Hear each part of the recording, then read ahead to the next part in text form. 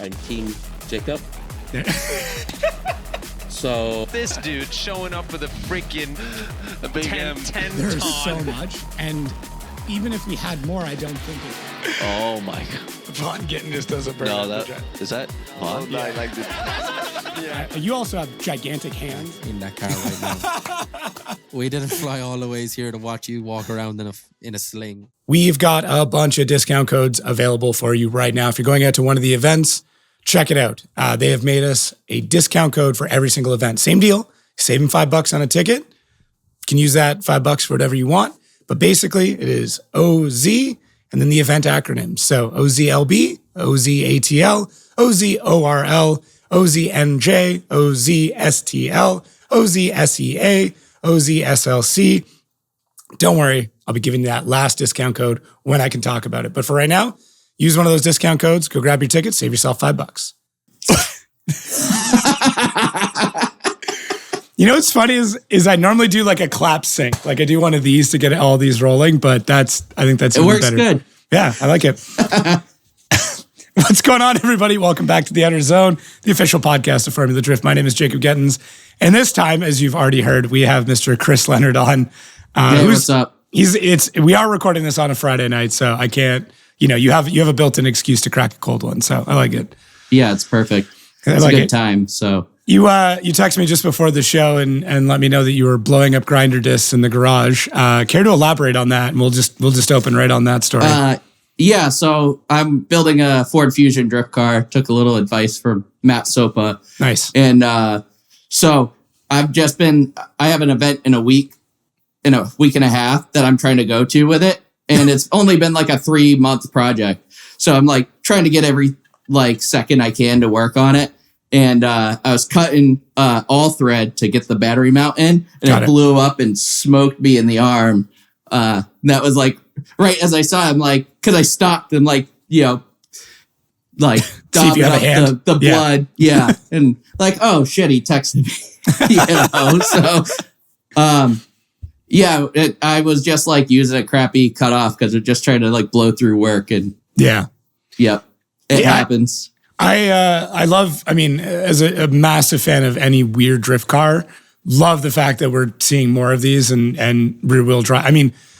It is technically a rear wheel drive swap, but they did come all wheel drive, if I'm not mistaken.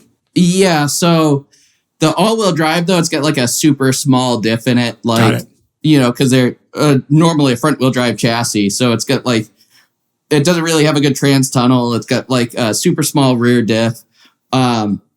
I don't know if anybody's tried it with the factory diff, but I know that the Super 88's really good. So I could put 1,000 horsepower to that and not worry about it breaking. So I just basically I bought a rolled over EcoBoost Mustang, and I'm taking everything from that and jamming it in a Fusion. Is that subframe and everything's going in that as well? Yep. Yeah. Okay. So it's got the trans tunnel, firewall, front subframe, and rear subframe from it. Got it. Okay. Now I'm looking at doing a rear wheel drive swap on a car that also came all wheel drive, but very similar issue, super tiny rear diff. And I'm looking at all the different options to how to do it, and getting a subframe from the all wheel drive model is just not a great idea. It's an older car. And what are you building? Oh man, you're going to laugh. Mazda Protege. I love the old school Mazda speeds, the 90s ones, early 2000s ones, not quite. Those are sick. I've owned a lot. Growing up, the cool kids in high school had those. See, that hits me deep. I currently own 2, but at one time I think I owned 5. So I've always wanted to rear wheel drive swap one, but there's only a handful of people who've ever done it. Yeah, that'd be super cool. Well, EcoBoost swap's getting popular, and it's almost a Mazda motor, so. Almost, yeah. So I don't know what I'd throw in it. Rotary seems like the best option, just because that'd probably be your best option because it's so tiny. Yeah, the engine bay is not very deep. It is obviously meant for a transverse engine, so not a lot of room in there. There's kind of a trans tunnel, more like where the shifter tunnel goes, because of the way the linkages work. But rear suspension super strange. It's center point with 2 arms that come off and then like a really long trailing arm as well. So it's like it's almost like a Beamer. Yeah, almost. But the pickup points are strange. I talked to one guy about it and he said for an older Forester rear end would actually like that different or that subframe may work in there. So we'll see. That'd be super cool. Yeah, it's a project I'm probably going to talk about for a really long time and make almost no headway on. That's what I think it's going to be. Get in the shop, man, and do it. I know. That's like, I talked about this Fusion for like 2 years. And then finally, like, the opportunity fell in my lap. Like, it's my boss's car. He blew the transmission in it. Or he blew the motor up. And like, I'd been telling him, like, hey, if you ever plan on selling that thing, let me know. Because I might want to buy it. He blew the motor up in it. So I bought it wicked cheap. Nice. And then I sold the transmission for more than I paid for the whole car. And because I gave him scrap for it, right? He's like, oh, whatever. Like, it's going to be like $8,000 to fix it. He's like, I'm probably going to just scrap it if you want to give me scrap price for it. Like, okay, cool. And then I found EcoBoost rolled over up in Dallas. Okay. For super, super cheap. Bought that for like $1,300. Dang. So I'm just putting everything into that. And so it's going to be like 400 wheel horsepower, 4-cylinder turbo, but S550. Yeah, awesome. I agree with the EcoBoost thing. I've asked a lot of people, like, what do we think the next big drifting motor is? And I think once we're able to control direct injection better, we're there. And there's a few companies that are really pushing it. Obviously, Link's doing a bunch of work in the space. Tenofa's doing stuff with that. ECU Master just dropped their direct injection module, I think today. Yeah.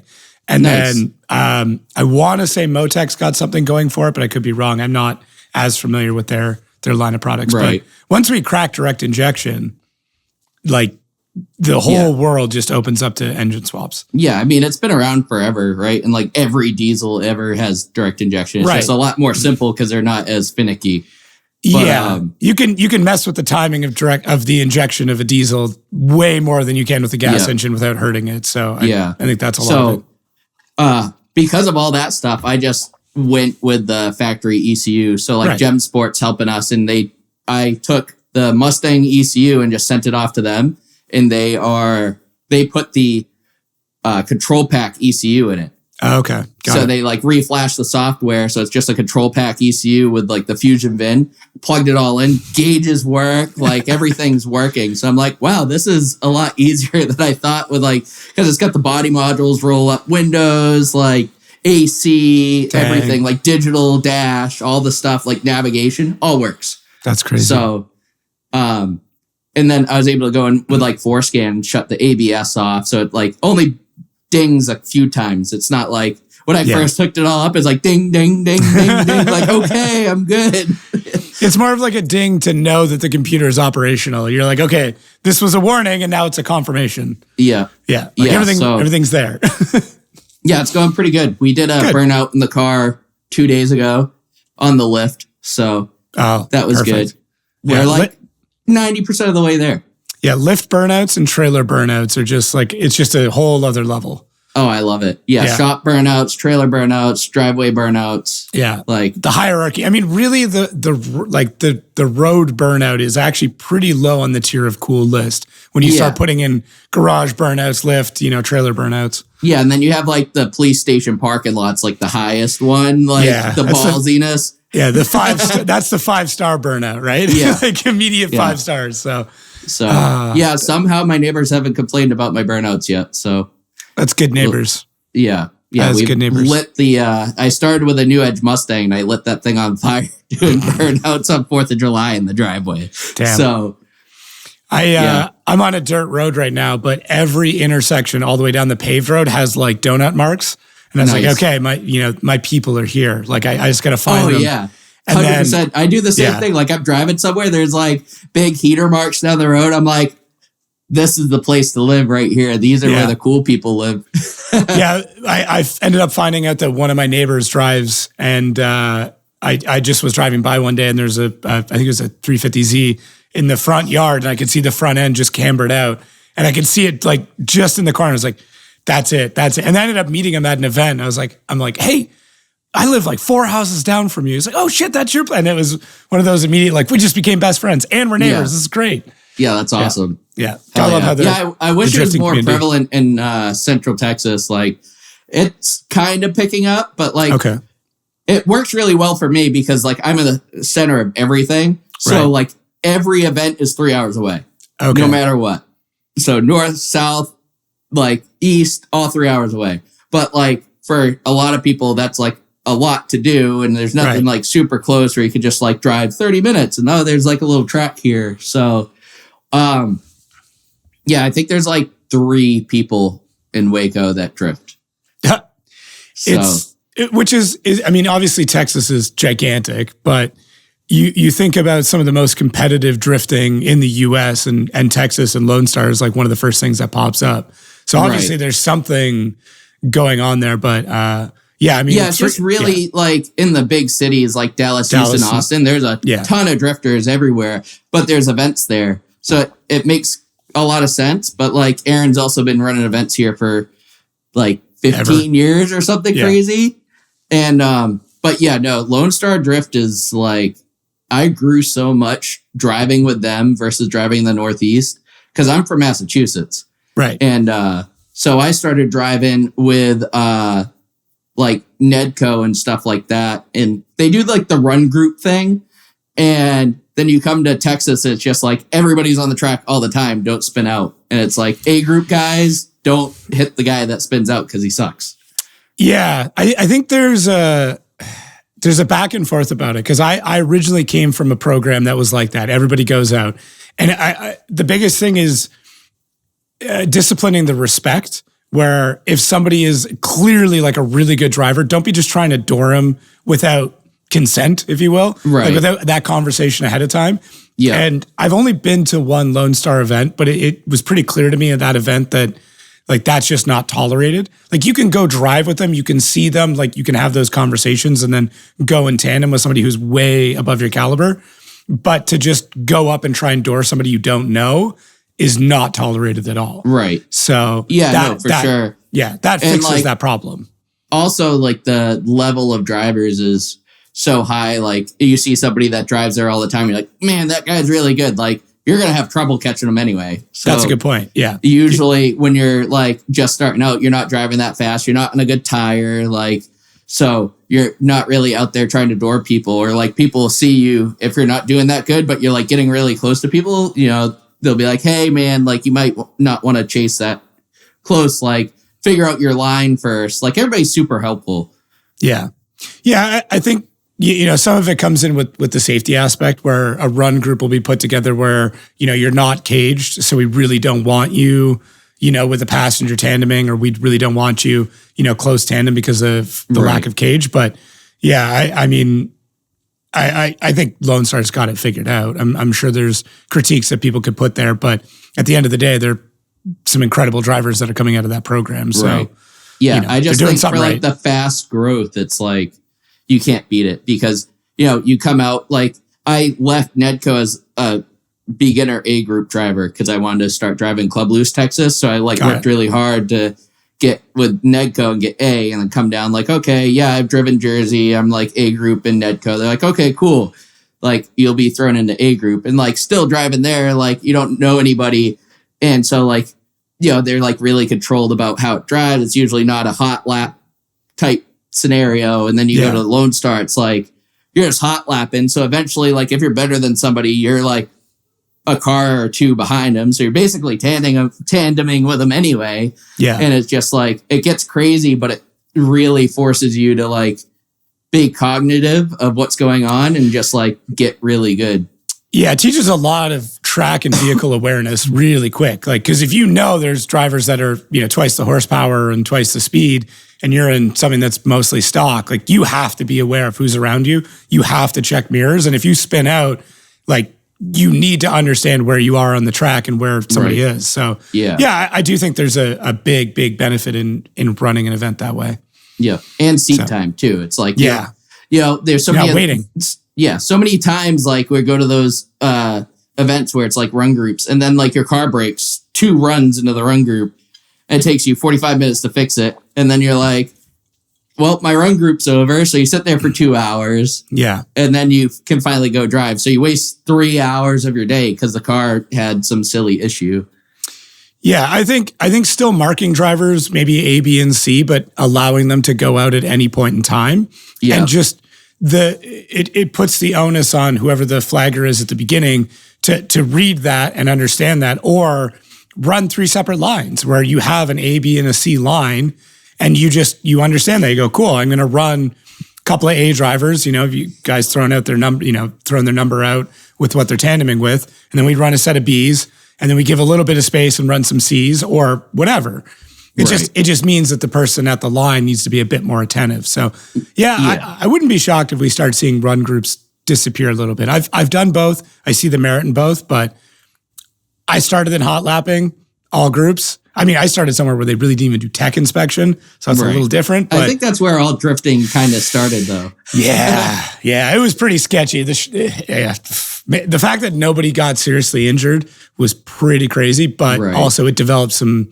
I mean, it developed some incredible drivers from that track and that series. So, but yeah, and it also makes it like easier to get into. Like I started with an 01 Mustang that I bought for $500. Right. And it was like rotted to death, but I was still in the Navy. I didn't have the money to go like buy something nice. And I didn't really have the time to go drift all the time either. So I'm like, I'm going to buy something cheap and go play with it and see what happens.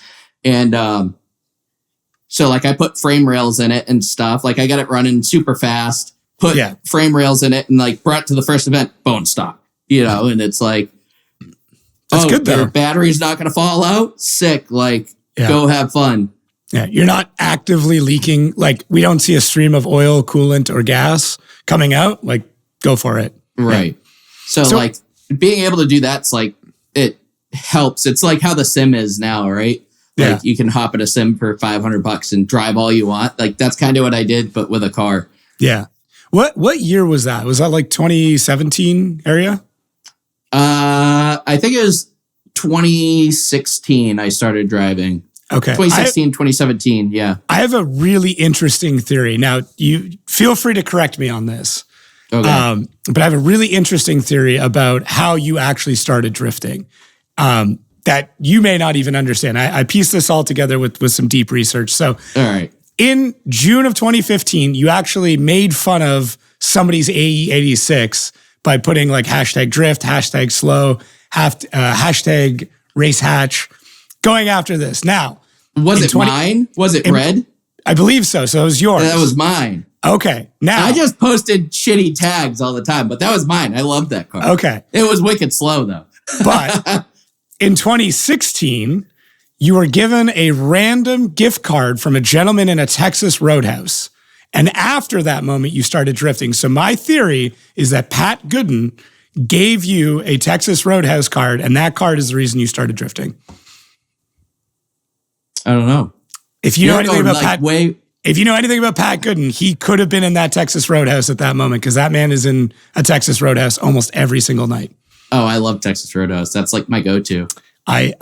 This is the theory that I've put together that you accidentally bumped into Pat Gooden and he just expelled drifting magic upon you and then you started drifting right after that. Yeah, maybe. I don't know. Yeah. Some wizardry there. It could happen. I don't know where he was on that particular night, but I'm just going to go with the theory he was there. Here's what happened, right? Maybe there's some wizardry.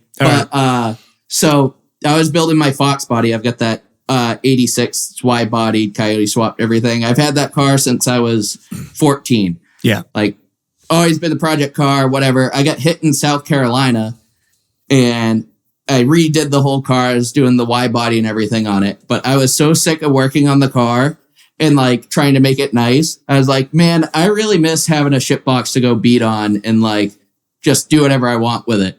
And I was good buddies with my buddy Dylan Troxel. He like was one of the first people to start drifting Fox bodies.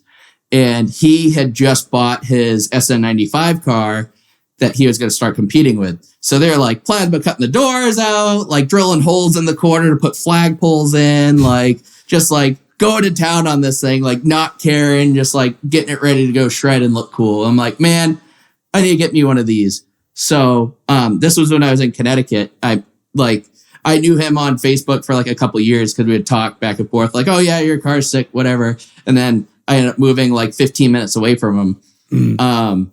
So like go hang out at a shop and stuff. And like that happened 2 weeks later after seeing him cut his competition car apart. I bought that 01 GT. Ah, okay. So that like, I was like, man, I miss like beating on stuff and just having fun. Oh, this guy's just beating on stuff and having fun. That's a good plan. And then I like, oh, look, $500 Mustang. That's for me.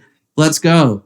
So it's, I mean, drifting's a great way to just beat on stuff and have fun. That's for sure. Yeah. No, Yeah. I mean, that's why it's like a terrible rabbit hole because I started doing it like looking at, I did autocross and stuff with the Fox a little bit. And then I was like, wow, this is pretty expensive. I'm like, oh, I can go buy 4 wheels and tires for $100 and go scrap the wheels or the rims and get $80 for the rims. So 4 tires for $20. It was like $60 to go to an event back then. Yeah. And I had a $500 car and just like go and beat the shit out of it and have fun. And you're like, wow, this is so cheap and this is so fun. And then it's like, I got good. And then I got to buy new tires. I got to buy upgrades for the car and I got to do this. And then it all falls into the rabbit hole of now I have a $100,000 race car to go do this stuff. So happens fast, man. It happens fast. It's worse than drugs. Yeah, in a lot of ways, it really is because it's like more socially acceptable and people like cheer you on and there's like whole events. Like, I don't know how many like, events. Wow, that's cool. You'll see somebody like smoking meth in the corner. Like, wow, I want to try that. Yeah, exactly. Right.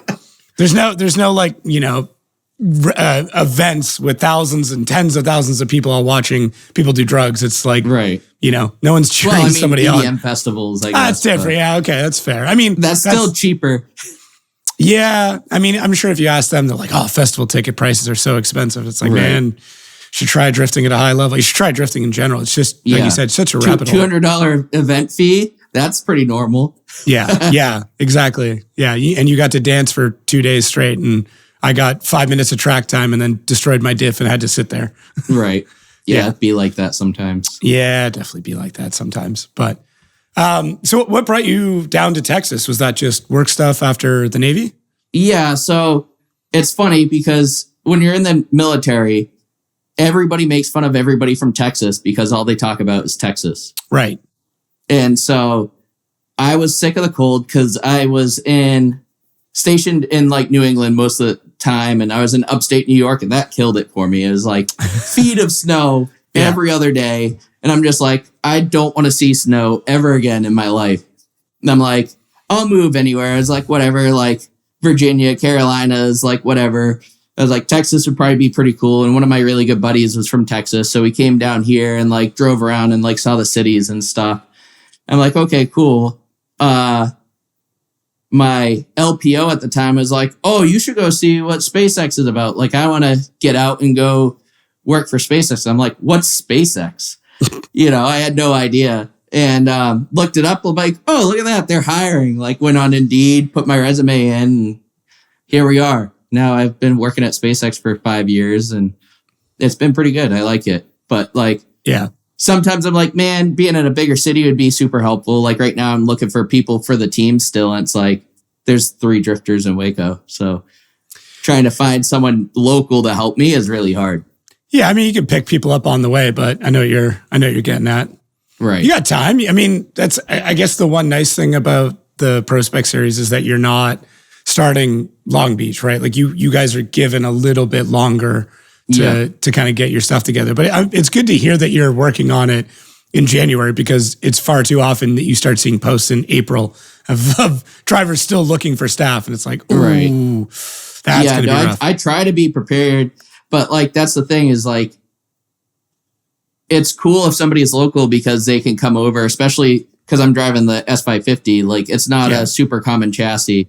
Like if you're driving an S chassis or whatever, like, oh, S chassis with YFAB, I've seen 30 of those. Like I've been messing with drift cars. It's like, you ever see a Mustang with YFAB? No. Okay. Like, so having people come over and like, just learn the car, hang out and like be able to walk through stuff. It's super, super helpful. Where's the, I guess, line for you? Obviously you're a massive Mustang fan, Ford fan in general, but that working in a chassis that's not as common, it's got to be a bit of a struggle, because I'm sure there's days where you're like, if I was driving an S chassis, this would be fine. I know, like, there's parts everywhere. If I break something, everybody's got one. It's not an issue. It's a arguably easier to set up car, right? I mean, yeah, nothing against RTR or anything. They've got things figured out, right? But it is a massive team with huge backing. Yeah. Whereas, unless you're hiding a bunch of money in people, you're not a massive team and you don't have a ton of backing. Right. So it's got to be a little bit more of a struggle. Thing is, it was actually the cheapest chassis for me to run. Okay. Because I was looking between that and a vet, and I was coming out of a New Edge. So I didn't have a competitive chassis really to do it. And I had already cut the roof off it and stuff. So like I would have had to reshell it and everything. And so I basically had like, okay, my party car that is useless because it makes 300 horsepower. It's got no like pro parts on it. And I didn't even have a real set of coilovers on it when I won my license. It had slipovers on conies.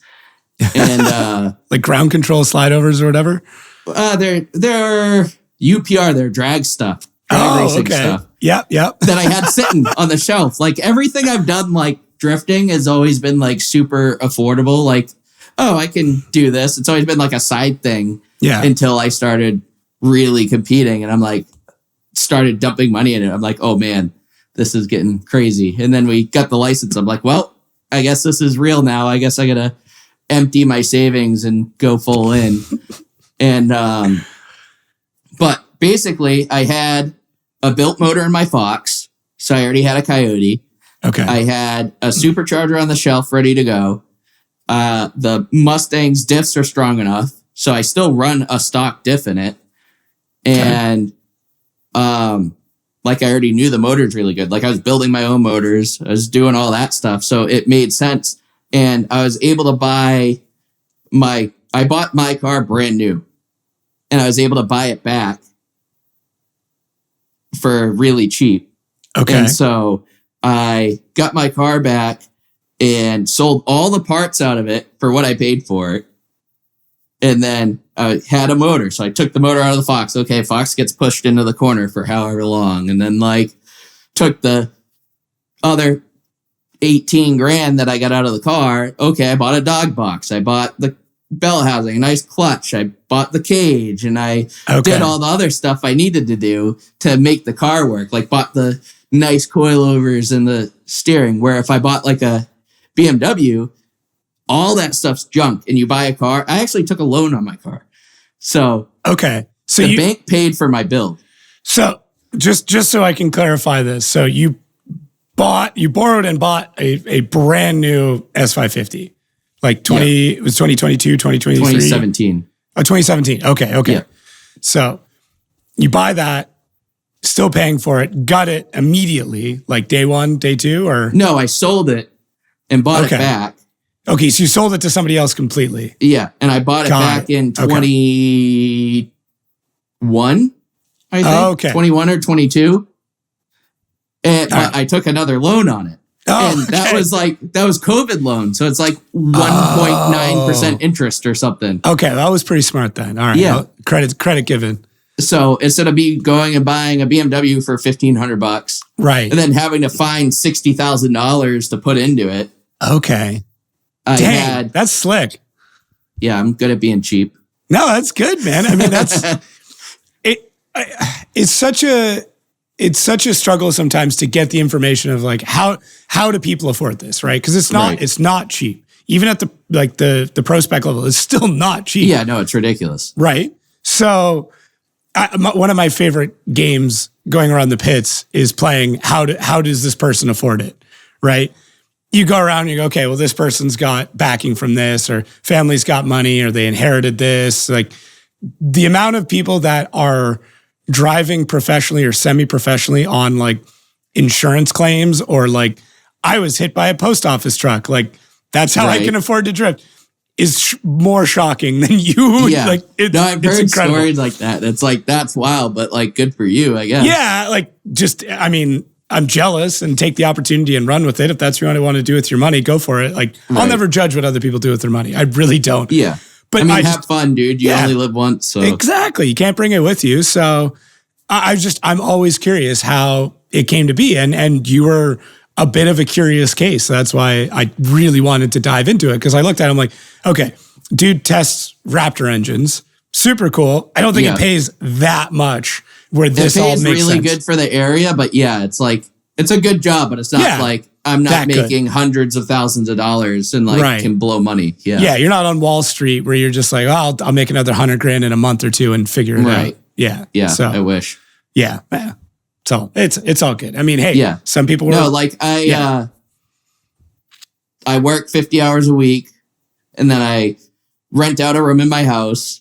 And then I buy and sell cars, flip cars, do side work. Like I do all that stuff to make it work. And then like I look for deals. So like, I'll even go to Summit and like every time I go through Dallas, I'm like, oh, I got to stop at Summit. And I'll find like, I'll go to the clearance section and I'll be like, roam around, see what I can find. But I'll be like, oh, this is a great deal. I'll buy it and then like put it on Marketplace. You know, just like if I can make a couple $100 off that, sick. It's like no work. So why not? But I think that right there, like what you just said is so incredibly important and something that doesn't get talked about enough, which is if you want to do this, if you truly want to do this and compete at this level, that's the amount of effort and hustle that you have to put in. That's it.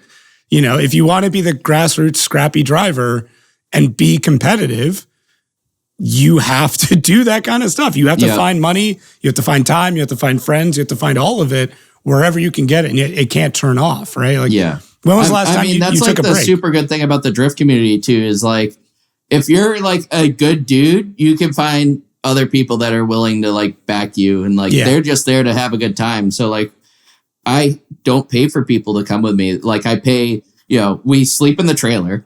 We don't get Airbnbs and hotels and stuff. So it's not like super cush. We drive there straight.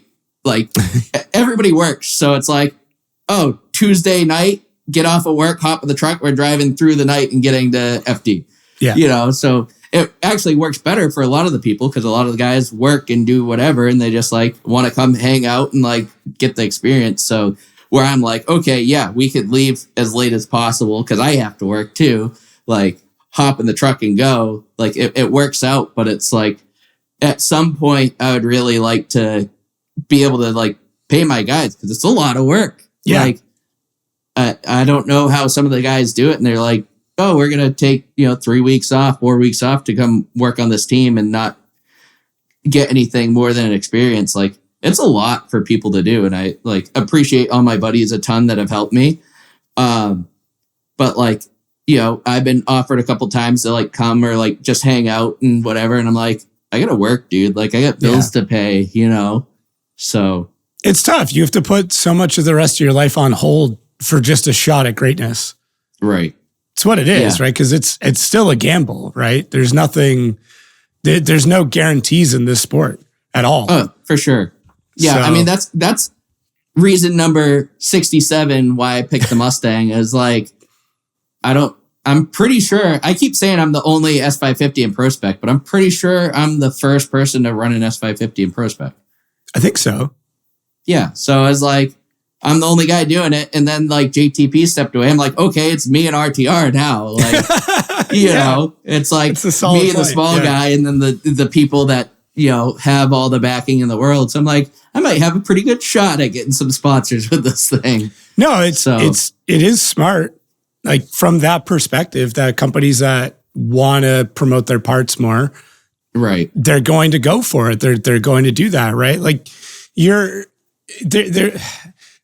getting sponsorship outside of parts and automotive kind of is the best, right? Because that's kind of where the money is. Like getting parts sponsors and working within automotive directly can be very difficult because it's competitive and the deals aren't usually massive, but they're there. And for you at this point, if a Ford engine builder came to you and said, hey, here's a brand new, ready to go, fully, top to bottom built engine. We just need you to help promote that we build these engines. You're like, done deal. Like, where do I sign? I mean, we're doing that with Texas Speed, actually. Like, Texas Speed is a huge LS builder. Yeah. And then I saw him at Ford Fest 2 years ago. I'm like, what are you guys doing here? They're like, oh, we're starting to build our Coyote line. We're working on 7.3s and stuff. And I'm like, oh, no shit. Like, that's cool. And looked at their motor like, oh, you're sleeving them everything? Like, yep, everything's done in-house. I'm like, oh, that's super cool. And that's kind of like how we met. And then they're only like an hour down the road. Oh, man. So, bugged them a little bit. And then we ended up getting a Texas Speed motor in the car last year. And it was super great. And we're running with them again. We sent it down there just to get looked at because we're the first people, I think, with like a high horsepower drift build on their setup. So they're just taking it down, looking at everything, making sure it's good. So we're reliable again this year. So, well, and for them, that's a huge benefit. Like, that chassis, it's like that opened up my door to WiseFab too. You know, that's a huge company that somehow I landed to back me, but like they've been great and we've been working a ton and we're prototyping a bunch of stuff and we prototyped the front kit for them.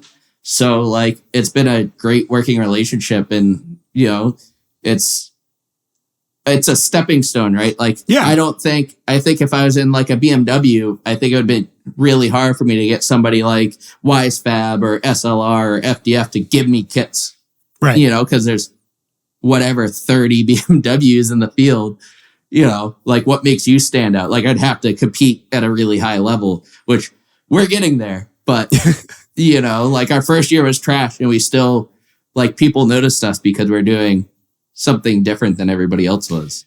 Yeah. And this comes full circle to the question I alluded to earlier, which is this chassis. Like, yeah, it is going to be more difficult, but in doing that, right, you keep Texas Speed happy. That is a phenomenal partner to have, right? Right. Having WiseFab back you in whatever regard in Prospec, that's incredible, right? Yeah. So that choice of going with that chassis, going with something that is modern that people are not doing a lot of, that opens up that massive door. Now, is it as competitive as what it would be with the BMW or S chassis? Yes, it definitely can be, but it's not out of the box. It requires a lot more thinking and a lot more work and a lot more, you know, other topics. We're getting there now. I think this year we're going to be doing really good. Last year, we really showed, okay, we could drive like we deserve to be here because our first year was so bad. It was rough. And it was rough. Yeah. I mean, I was in Utah, like we didn't qualify. I was laying in the trailer for like 30 minutes just on the ground. Like, what am I doing with my life? You know? And then it's like, all right, that's fine. We'll come back from this. And we like took the whole car apart, like started re-engineering it and then started working with WiseFab. And like the first time we put WiseFab on the car, like, oh my God, this car's fixed. Yeah. Like this car drives so good now. And then since then, like it's been a work of me getting comfortable in the car and also trusting it because the first year I had no trust in the car that it was going to do what I wanted it to do. Yeah. And now like towards the end of the year, like I did really good in Utah. Like I trusted the car and I knew it was going to do what I wanted it to. So I was able to push really hard in it. So yeah, just more seat time's really going to help us this year. Like I finally bought a Symagic Alpha Mini for my rig. It's still like 2x4s and stuff with a dump 240 seat, but it's got a nice steering wheel now. So no, I got a good sim rig. Well, I mean, looking at last year, because you went from one of the last places the year before, you finished last year in 18th, which is a massive jump in your sophomore season. But the actual battles that you had, you won all of your seating, which we'll get into seating bracket stuff in a minute because I want to get your thoughts on that. But then Atlanta was Connor O'Sullivan. Yep. Now a pro driver. It was a good battle. It was a really good battle. Yeah. And then Bystrackton, New Jersey, not an easy driver to go against. Chestnut after that, not an easy driver to go against. Well, I beat Bystrack and then Tommy Lemaire beat me. Oh, sorry. Yes, you're right. Yeah. I mean, so everybody that beat me podium besides Justin Chestnut, and he got fourth that event.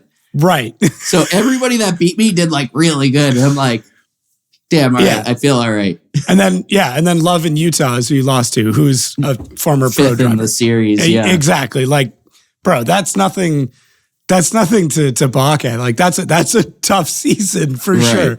With only 4 rounds, like you yeah, everybody you went up against was on the box. So Yeah. if you're going to lose to somebody who's going to do really well. There's nothing worse to losing to somebody and then they get knocked out the next round. You're like, come on, bro. Like you could have just won one more. That little bit more, like, no, I was really proud of what we did and what the team did last year. Like, because first year was so hard and we really didn't change too much the second year, like team wise. And we did so much better. It's like, okay, this is coming together now. And like the car is working and I'm getting more confident and able to push everything even further. Like it just worked. And like every event when we lost, it was like the only event we were a little upset about was when Chestnut beat us because I bumped him on the restart and I bent the tie rod. Right. And I didn't have my crew chief there. And I was like, oh, I don't know if we'll be able to do the tie rod fast enough. And I like drove it. I'm like, I think we're good. And I went to the first transition and it like flopped over on itself. And I'm like, uh-oh. Like, this isn't good. I was like, I just need to keep it off the wall so I don't total the car and we'll be fine. Yeah, that's tough. I mean, ultimately, yeah. So, I mean, so hard to go back and look at it now and be like, well, you should have just swapped it out because, I didn't know the crew chief thing. Like that's not having that one key person could have been the difference of that 5 minutes, right? I mean, that would have definitely like my mind would have been like, oh, we got a 5-minute call right now. And then that was kind of like, all right, let me see what the car is doing. I could drive through it. And it was a bad call on me. I'm like, oh, we should have probably just brought the car in and saw what we could get done. Like even if we threw a jack underneath it and straightened it, because the thing was like a U. Yeah. It's, but that also shows how much of a team sport this really is too, right? Where having that crew, having that dependability, having the same people there all the time, like when you have a scrappy crew, it's tough. And that's sometimes the byproduct of it. Right. But yeah, it's all good. I mean, at the end of the day, that would have been our first 5-minute call too. So like, right. It's kind of like, okay, do I risk everything on this right now? Or like, I'm used to driving pretty crappy cars. So like, let's see how this goes. Definitely driven with bent tie rods before. I got this, guys. Don't worry about it. Yeah, exactly. Yeah. I've practiced this a few times. Yeah. I didn't even own a set of toe plates the entire time I had my New Edge. I won Pro-Am without owning toe plates. Man, what does that say though? Like, is that just shows that Pro-Am really comes down to the driver? That like, just go with what you're comfortable with. Don't overcomplicate it and just drive. Let me reword it. I didn't win Pro-Am, but I got my license in Pro-Am. Right. I won their Pro 3 season with the car. So like, we're doing really good with the car. And like, we're MIG welding knuckles, like, off their little hut, like 110 outlet with a Harbor Freight MIG welder. Like I broke a knuckle, like weld it back together and throw it back on the car. Like, but yeah, Pro-Am is, especially like the Oklahoma one, it's all really short tracks. So you can come there with a Pro-Am car and it's not going to give you that much of a benefit over somebody that's got like a really well set up 350Z. Got it. Yeah. I mean, I wish there was a way to unify Pro-Am a little bit more. But it's so tough because it's just drifting is not universal, right? Like it's so difficult to get a consolidated rule set and judging set and track. I mean, really it's track set. Yeah. Like there's just so many different tracks. People say in like California, like that's been around for so long. Like you have passed down chassis that have just hung out around there. And then generally the people make more money. So even though cost of living is more, like I feel like there's more people that can afford to pay for the like higher level chassis, where like you go to Oklahoma and it's like really low cost of living. There's not like a ton of really good jobs. It's like most of the people that are drifting there are drifting like, a kind of stock car, might have an LS swap, but with like, angle and a set of coilovers. And like, they see that and like, that thing rips. That's a pro car. And then you go to, like I went to California for my first time 2 years ago to Hot Pit. I'm like, damn, like all these guys have like pro level cars, Yeah. I think it'll happen though. We'll hopefully see that trickle down in some of those places and more drivers develop out of it. Cause I mean, at the end of the day, you in some ways still came out of that program, still got your license, and Right. you know, there's nothing to say negative about it. It's just a different way. It's a different way of driving, in the same way that what happens in the Northeast, like the driving in the Northeast is different than California, is different than the Florida scene and what's happening in the Pacific Northwest, right? Yeah. Oklahoma has definitely grown a bunch. Like I did an event down there the end of this season. I went up to Hallett and hung out with those guys and drove, and like the level of driving has definitely gotten a lot better. And you're also getting a lot more people from like around the country to go to that series. Yeah. And so like the level of competition's huge now. That was kind of me being scrappy with what I had. I'm like, oh, let's see what happens. Like they came out with the season, I think 3 months before it started. And they're like, we're following the FD rulebook super strict. And I'm like, nobody's got to do that to their car in 3 months. I was like, what do I need to do? I already had an FD level cage in it. I just had to do like the front bars, and I needed fire suppression and tailpipes. Mm-hmm. And I'm like, besides that, and a kill switch up on the hood, because I had one like somewhere else. I'm like, I can do that. Oh, and seats and belts, like new seats and new belts. Yeah, I'm like, I can do that. Seats. Yeah. Like 3 months, that's easy.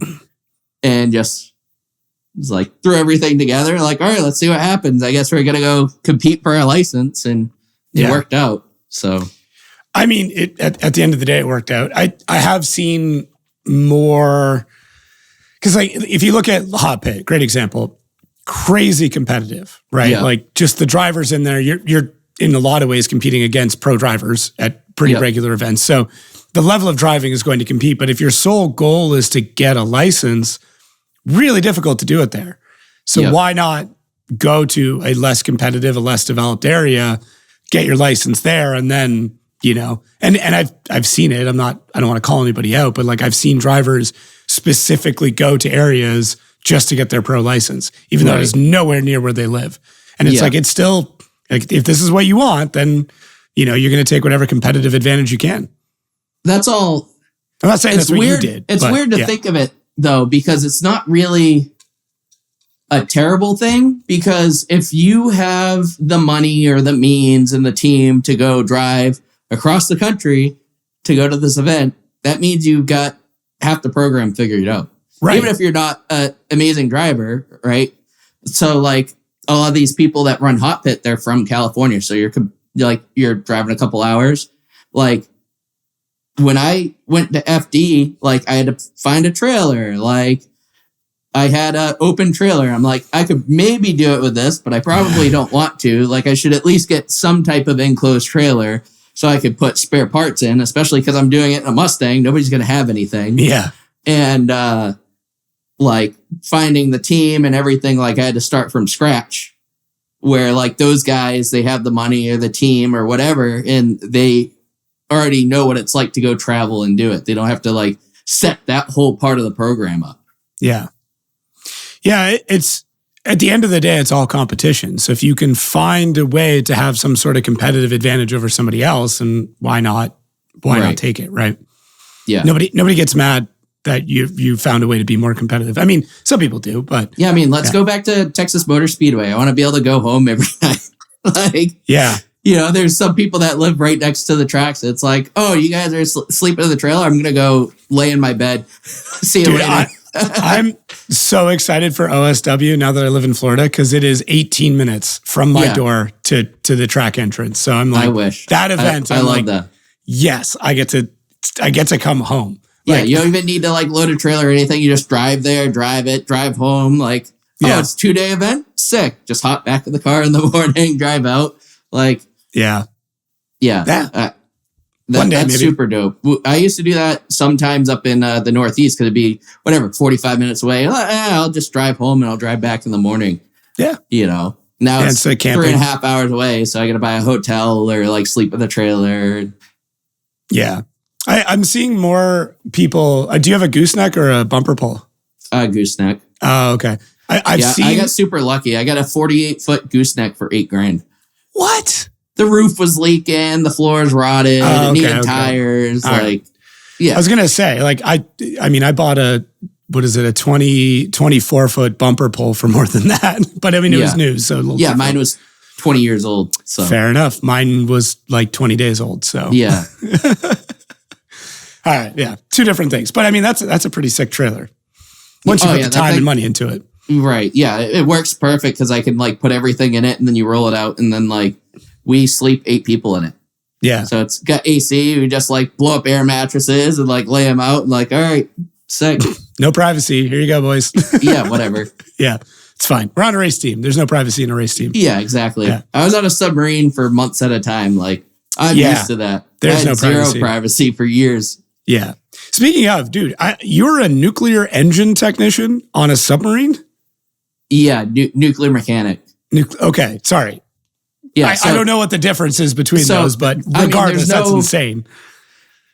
It's like you have the main engines, but it's like a big turbine, right? Right. Because it's just boiling water. Right. Yeah. So it's a big steam plant, and then like the nuclear part's like its own like kind of separate section. Okay. So we basically like ran the whole engine room, which we're in charge of like the reactor side too, like the mechanical side of it. But like most of the time that's all closed off. So it's all like the non-nuclear like steam side part of it, but it's all heated up by the reactor. Yeah. Oh, that's interesting though. Is there still like diesel operated engines of any kind for any other support systems? Just a backup generator. Got it. Okay. Yeah. So if things go downhill quickly, at least there's something that's going to be able to help you. Like if you lose basically like the reactor or the steam plant for some reason, you can start the diesel up and like run a generator and like basically get the boat back up. Yeah. Try and surface. Somewhat operational. Did you spend a lot of time like under, or was it all dock work or? Yeah. I was stationed on the boat for 4 years. So I did 2 deployments on that. And then there was a fast attack. So like we go out all the time. Like the deployments are like 6-7 months long. And then like we'll go on underways. So it's like, oh, we'll go out for 3 days and then we're back for a couple days. And then, oh, we're going to go out for like 3 weeks. And then you're back for 2 weeks. And then you're like, because you have to do like a bunch of qualifications and stuff. So like you're always going out to sea to like do something. Interesting. Yeah. I'm fascinated by both the nuclear side of things as somebody who's just fascinated by that as an energy system and how those operate, as well as the actual submarine craft, because it's crazy. And I remember watching Smarter Every Day did I don't know if you watch that YouTube channel at all. I think I've seen it. Yeah. I don't really watch a lot of YouTube, so I'm pretty sure I've seen it. He did a whole thing on it explaining how everybody kind of becomes certified in everything. Like, where it's like, okay, this is the thing that you do, but then you are almost required to learn pretty much everything else on board, because if something happens, everybody needs to be able to do everything. Yeah. So like, a carrier's got 5,000 people on it or whatever. Like the subs have like 130. Yeah. So if the shit hits the fan really quick, like you need to be able to respond. Like we would run drills all the time and like, respond to fake fires and like seawater leaks and stuff. And luckily we didn't have any like really big issues. Like, we'd run like nuclear casualty drills like all the time. And like, just, cause there's so many things that could happen that could just like mess the plant up. And like, you have to do some type of operation to fix it. And so it'd run drills all the time where like even people would go and like, shut a valve to like basically make the plant do some sort of casualty basically. And you have to like look at your indication and be like, oh shit, like this tank level's like going down. What am I doing? And you're like, everybody's walking around with like drill hats and stuff. And you got to like figure out how to like get the plant stable. Cause like the drill guys have like their guide and stuff. So they're like making sure you do the right actions and everything. Yeah. And, so like they'll stop you if you're going to do something completely wrong, but basically like you're trained by it. We would do tests every week. Like the nuclear side is super, super strict. That's neat though. I mean, I'm happy that it's that strict, obviously. Cause, you just, we're like, what year is it? We're like 65, 70 years or something into nuclear power in the Navy. And we've never had like a major casualty. So yeah. That's knocking on wood. No, we're fine. I don't even need to. We test so much. They got it.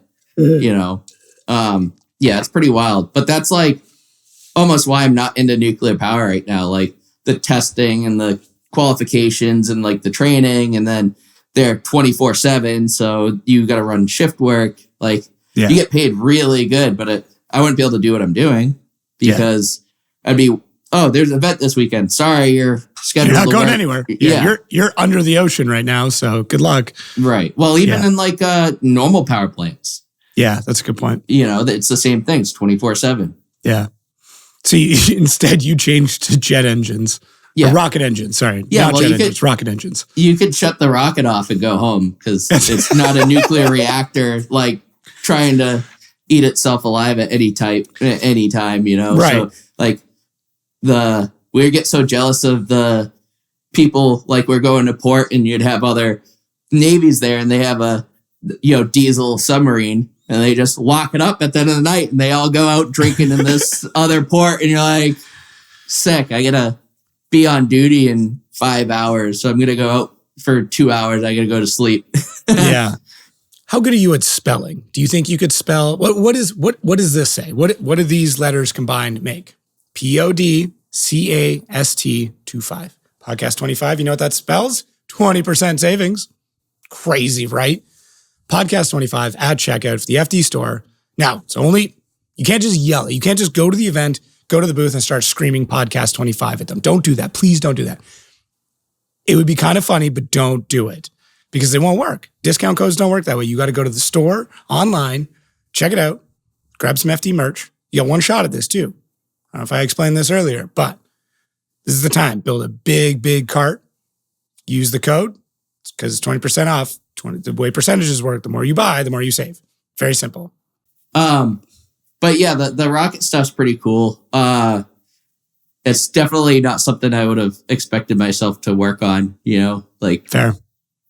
But I will say, I'm sure it was a rough day at the office. Was it yesterday? A couple days ago? No, not really. I mean, it was really, really exciting when we caught the booster. Yeah, that was sick. It went like flawlessly. It was super good. And then the ship, we lost communications with the ship and we're like, oh no, that's not good.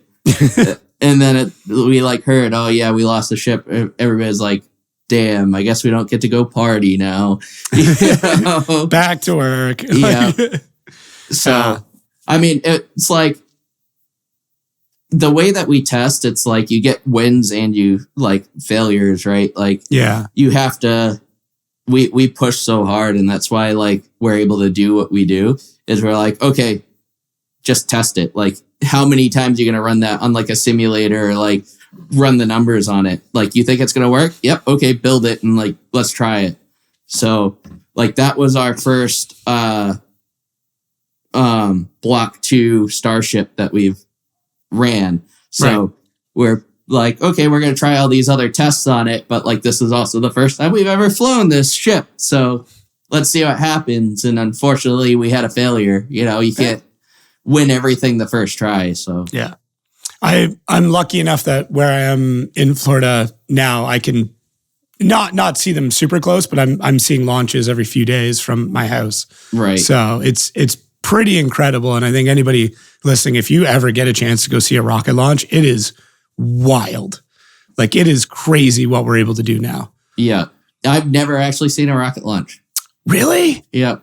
One of these days, I hope to go down and do it. We're launching so more often, more frequently. And because I work in Central Texas, we do like the testing of the engines. Right. So like we run rocket engines all day. I mean, you're basically watching a rocket launch all the time, but just not but it's this way. One engine. We're not launching the whole, booster and stuff. But no, I've been wanting to go for quite some time. Hopefully, one of these next launches, I'll have the time to go down and watch it before the season starts up and we're like super crazy busy.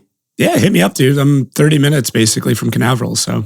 Oh yeah, that'd be dope too. Yeah, we went out. We launch those like all the time. Oh yeah, well I guess you can just head down in Texas. Those aren't launching. Those still fairly often though. But yeah, we've been doing them. I mean, the cadence is picking up a ton, especially because we just caught the other one. It's like a free booster. Right. You can reuse it. So it's like, okay, just clean it up, send it again. Basically, like we've been a pretty good like 1 month cadence on those. So like last year is like every few months. The year before that, I think we launched like 2 of them or something. Yeah. So like we're picking up super fast. So I'm going to see one eventually. It's going to happen. Work's getting busy. Yeah. Work's getting busy. Yeah. I do have to ask, has like, I think this would be like a big question, but like, I'm assuming you've never met Elon, but have you even seen him in person? Yeah. So he's only been to my test site once since I've worked there. Okay. And we're doing rocket tests back when they were like super sketchy and like we're having failures all the time.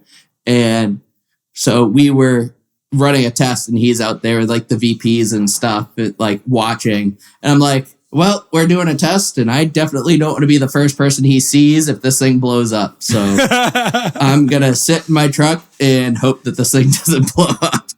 That's too funny. Yeah. Like, I'm going to hang out over here just in case. Right. Yeah. So that test went fine. So I could have went over and talked to him. But like, I've heard he gets a little spicy sometimes. So I didn't want something bad to happen. Yeah. Yeah, I've heard he's a little impulsive with hiring and firing. So, you don't really want to be around if things are heading south. Yeah, so I played the safe route there, Yeah, so, fair. I think that's the right call. The right call. I mean, you gotta be like that to run the companies he runs. So, like, that's fair. You got to make the right calls almost all the time, or else, like, you could really mess the whole program up. Yeah. Do you think that, I guess, what you've learned both in the submarine side of things, which is that crazy preparedness, and then also the acceptable failure side of things from SpaceX and working with rockets, do you think that has helped you within drifting, where you know how to be prepared, whether you are or you're not, but you know how you should be, right? And then also understanding that failure is a part of being able to succeed. So that's like a super loaded question. Yes. I would say the short answer is yes. SpaceX has helped me be a lot less worried about failures and stuff, because like in the Navy, there's no failures. You couldn't have failures. It's nuclear propulsion. Yeah. Zero failures. Like there's people watching you to make sure that you don't fail. And like, if you do something wrong, like you get in a lot of trouble. Like everybody's so well trained that your failure is not an option. And, like even my eng would say that, what do you say? Failing safe is still failing. So, like you go from like that mindset, and then like I worked in my dad's shop, and he's like, business owner, like one of the first real successful people in my family. And so he's like super high strung, like everything needs to be perfect, like small business owner, like successful business owner, he is how he is. And so going from like that, and then from the Navy, like everything needs to be perfect. And then you go to this, it's like, we're just blowing up engines all the time. And it's like, there's some level to it where it's like, you never want it to be your fault why the engine blows up. Like you need to take your job very seriously and make sure that you're not messing up. But at the same time, like everybody could do everything right, and you can still have a failure just because, we're learning. Right. So, that definitely has helped me. It took a while for me to like come down and be like less high strung about like that type of thing. But yeah, it's definitely helped me, especially with probably my first year. Like that was a lot of failures, a lot of time. And it was like, well, I guess we get back up and try it again and do something different. So yeah. Yeah, that's that attrition that comes with that is so needed, because it's a sport where even if somebody wins, it still is never like, I don't know if anybody's truly had a perfect weekend where they've done 100-point run every single run, right? Like James Dean, Frederick Osbo, Vaughn, like these multi-time champions, they've had amazing weekends, they've had amazing seasons, but has anybody truly had a perfect season where every run was 100 points. Right. Yeah. I mean, it's not happening. Right. And, like maybe you get the people with like the perfect weekend, right? Like that happens really rarely, and it's a huge feat, but like that's not common at all, you know? Mm-hmm. So, and like where I'm at and how early we are in like the stages of building the program, I don't really expect that.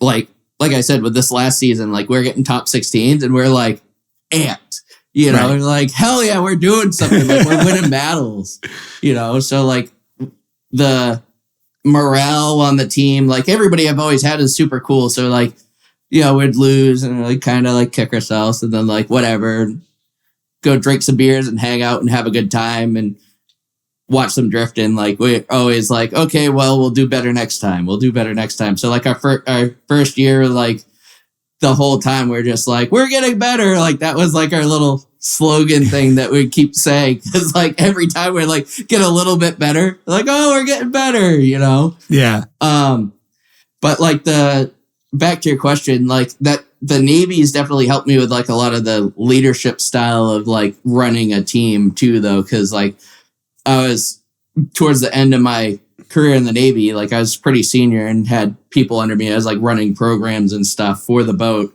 So like having that like background also helps me a lot with like being able to, you know, find where people succeed and like what jobs to give them and how to like manage people's time to like make it work really well. Yeah. Yeah, that's so necessary, especially in the beginning of any race program where you don't have a team manager per se, or, you know, a manager overseeing the whole program. It's the driver.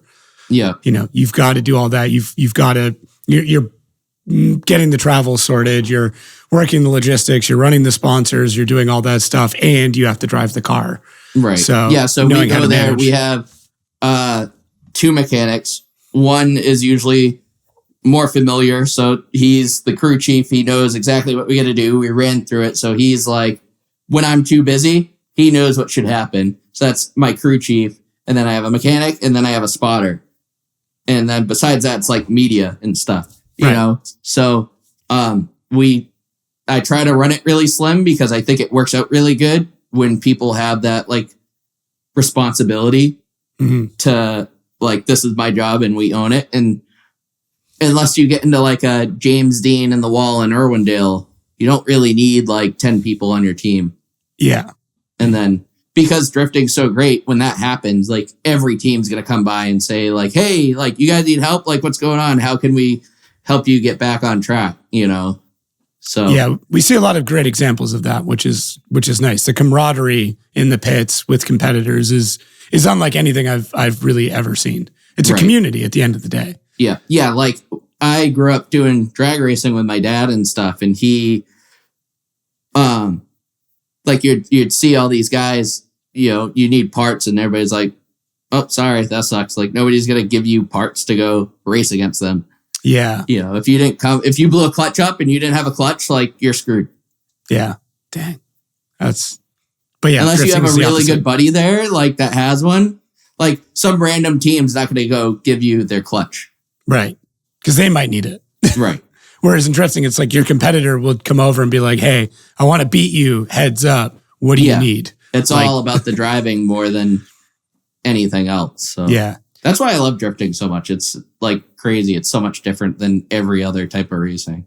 Yeah. I think part of it is we're young and scrappy and have something to prove. And, you know, we've all waded through the trenches together in some sort of way. And there's so many similar stories across the board. Right. And it just seems like much more of a community than a lot of other motorsports or even just generally competitive activities. Yeah. And I think it's so new. Like we've all been there. Yeah. Like, there's not many people that are like, that just come up and they're like, I'm a driver. Like that doesn't happen. You know, everybody's driven their shitty S13 to an event and broken a diff or something and like had to get one from a buddy or figure out how to fix it. So like everybody's been there and everybody's felt like, damn, I'm broke. I'll have the parts and like, so you feel for them and you're like, hey man, I got a diff or whatever. And you go try to help them out. Yeah. I hope that doesn't change. I think it will in some ways, especially as we get into, true second generation of some drivers. I mean, we're, however you want to break up drifting, we're kind of in the third and fourth wave right now, but we're at the point where there are people who grew up drifting that have kids. I mean, I've got an 11-year-old, right? Like, yeah, he wants to drive. That's all he wants to do. He's like, I want to go drifting. Like, when can I reach the pedals? How old do I have to be on track? And it's like, dude, you're going to be driving a real piece of shit G, because that's how you need to start. I'm not building you a drift car that's got a cage and everything ready to go. Like, this is how it's going to be. So, yeah. Well, like I said, I feel like that kind of helps, like, with the tie rod thing, right? Like, I'm like, I've driven shit boxes before. Like, it's fine. It helps a ton. Yeah. Right? Like, you're not worried, like, the car's doing this weird little thing. Like, I don't know if it's good for me or bad for me, but we almost make, like, no changes at the track. Like, we'll play with tire pressure. Like, the first couple runs, we'll do some changes. And besides that, I'm like, I gotta just drive better. Like, car feels great.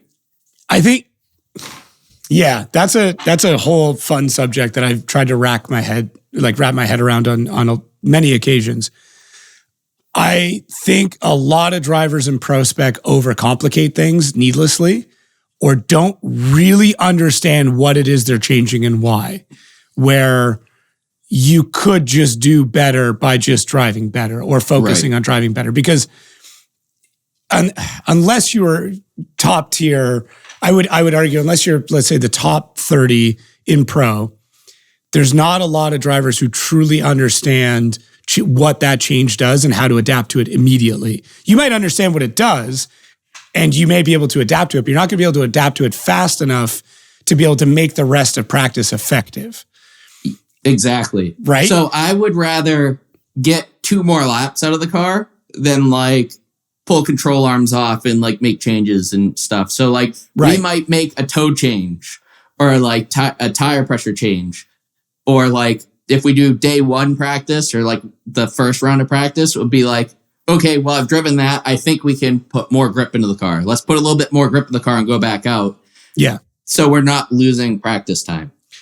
I would even argue, given the same amount of practice, let's say both, like, 2 drivers say everything is the same and they both have 10 laps. The driver that makes minimal changes, but, drives all of that, is going to do better than a driver that makes a large change and then has to spend 3 laps adapting to it. Let's say they're adding a 1/4 inch of toe in. Yes. Is that going to make for a faster car? It should. All things being the same. But that driver's going to spend the first lap just going, whoa, this is way faster. All their timing points, all the reaction, all that stuff is now different. Yeah. That lap is almost wasted on them. Right. So the difference with that, though, is we played that, like, make small changes thing. And we did that a shit ton in Utah our first year.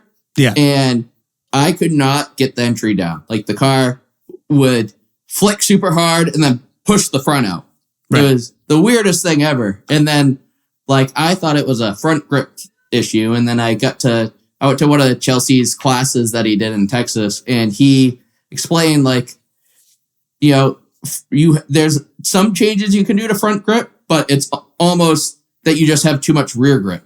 And I'm like, oh, that makes way more sense. So I had too much rear grip in the car, and I was pushing the front tires out as I was coming in, and I couldn't get the entry down. So had I have known that, we could have made a huge change to the suspension on the car, and we probably could have figured it out in a lap or 2 instead of fighting the car the whole time when it wasn't doing what I wanted it to, because it was just, like, not responding at all how I needed it to. Yeah, I mean, that's a interesting use case. I mean, obviously my blanket statement is not perfect in every scenario, but I agree with what you're saying. I'm just saying there's some instances like that where it's like, should have been a bigger change. The general, like, do small changes or don't change too much. And it was like, I should have fucking took the whole suspension apart and, like, redesigned what I was doing because it was wrong. Yeah, I would say if you're able to drift the car, just small changes. Don't go crazy. Yeah. Sounds like you're in a pretty rough spot at that point, though. I'm going to pop this real quick. I imagine you don't want it in the video. Oh, I don't. Hey, man, maybe we can get them as a sponsor. Hey, I've been trying for a long time. Yeah. Them in Texas Roadhouse, actually. We'll bring that back. Let's go Texas Roadhouse. Dude, I love Texas Roadhouse. Like, I go there usually once a week. Really? I go there a lot because, so Waco, we're going to go off on a tangent real quick. Waco's That's all the show is, food man. game is not very good. Okay. So, like, when I was up in New England, like, I was always trying new restaurants, try new breweries, go around, always try, like, the mom and pop stuff. And then, like, I came here and I tried new breweries. I'm like, I'm not even going to do breweries anymore because they're all trash. And then, like, the food stuff, like, I just wait until someone tells me it's good before I try something usually, because most of the time it's like a waste of money. Like, you go there and you're like, wow, this is not great. So, like, Texas Roadhouse is like my best bet. I go there. It's not very expensive. I'm going to be happy. I love steak anyway. Yeah. Alex is from France, my girlfriend. So she loves the bread. It's like her favorite bread in the US. And so, like, we both go there. We enjoy it. I get a couple margaritas. It's like leave for under $100 and you're happy and you go home. You may have just insulted all of France by saying that Texas Roadhouse bread is comparable, but yeah. No, it's the best bread in America, is what I said. Okay, I'll take that. I give her crap all the time. I'm like, dude, American cheese and Wonder Bread, best. Oh my there God. is. Throws up in French. Yeah. And Velveeta, dude. Can't beat Velveeta. Oh my God. Oh, there's so many angry French people right now. Incredible. It's the best though. Dude, I don't know. I love Velveeta. It's great. It is not an American cuisine that I've fallen in love with yet. I will say that. Velveeta is, man. I believe, strictly American, and I've had it a few times. I'm like, it's not for me. Could just eat it more. I'll try. Really good. I'll take your word for it. Velveeta, like queso with some like seasoning and like ground beef in there, and you stir it all up with nacho chips. Fire. All right. I'll give it a go. I'll send you a picture. Hell yeah. What I go I'm for. sure. Yeah, Google it. Velveeta queso. Oh no, I'm sure I can find it. We talked very briefly. I forget where we were. No, you're good. You're good. I'll bring this back around. I actually have a fun question for you. You mentioned very briefly media. You have some of the funniest content. It's in drifting right now. Like the meme culture stuff that you're able to work into it. I don't know if that's you or a media person that's doing that, but like the reference humor stuff, I was scrolling back through your Instagram and some of those clips, man, are great. So I just wanted to say good work on that. I don't know if it was you or a dedicated media person, but someone said a good job. I guess I'm pretty funny. I don't know. Sometimes I think I'm funny.